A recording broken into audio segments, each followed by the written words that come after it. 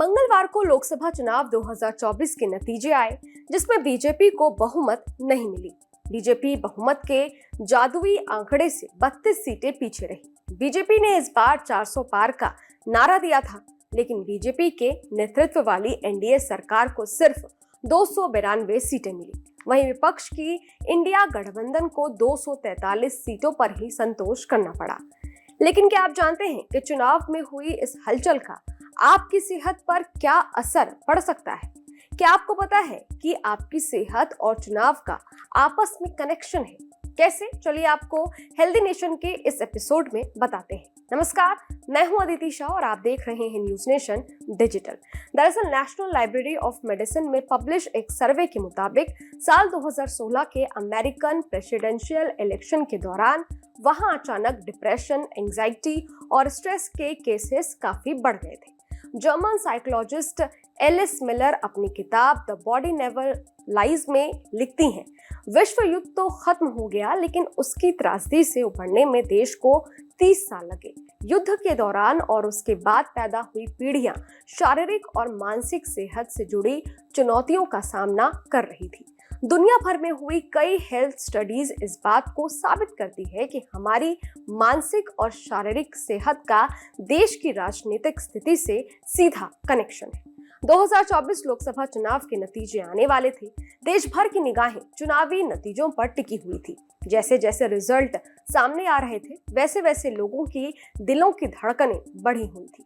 हर किसी की अपनी फेवरेट पार्टी और पसंदीदा कैंडिडेट है। जैसे जैसे चुनाव के नतीजे साफ होते गए, वैसे वैसे कोई खुश हुआ तो किसी का दिल टूटा।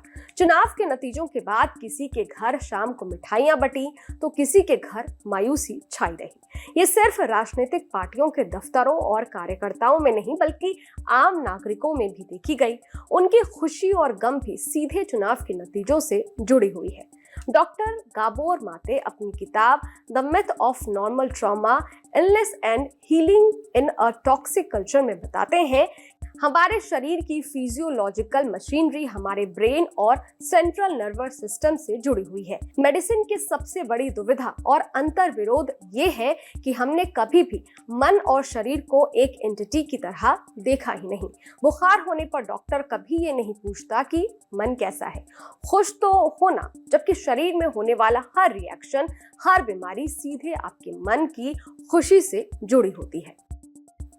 सवाल यह है कि अगर हमारी पसंदीदा पार्टी चुनाव हार जाए तो उसका हमारी शरीर और मानसिक सेहत पर क्या असर पड़ता है?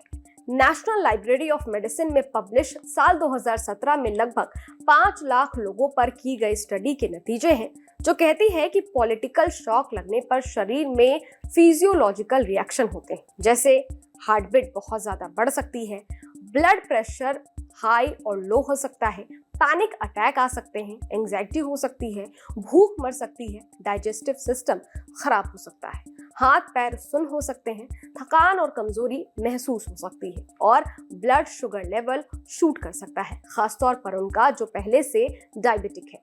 किसी को ये बात सुनने में थोड़ी अजीब भी लग सकती है। बीजेपी जीत जाए तो क्या कांग्रेस सपोर्टर का बीपी, शुगर, स्ट्रेस, एंजाइटी सब बढ़ जाएगा? या इसका उलट, अगर कांग्रेस जीते तो बीजेपी वालों का भी कुछ ऐसा ही हाल होगा? ऐसा जरूरी नहीं है, लेकिन ऐसा हो सकने की ठोस वजह है और वो वजह है आपकी इम्यूनिटी और इमोशनल हेल्थ। डॉक्टर गाबोर माते लिखते हैं कि राजनीतिक कारणों से जब हमें इमोशनल शॉक लगता है तो वो शॉक शरीर के लिए भी खतरनाक हो सकता है।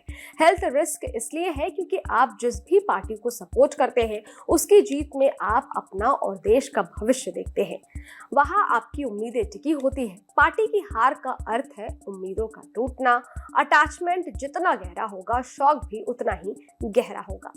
कैसी लगी आपको हमारी ये जानकारी? कमेंट बॉक्स में जरूर बताइएगा। देश और दुनिया की तमाम खबरों के लिए देखते रहिए न्यूज नेशन डिजिटल। मिलते हैं हेल्दी नेशन के नेक्स्ट एपिसोड में। शुक्रिया।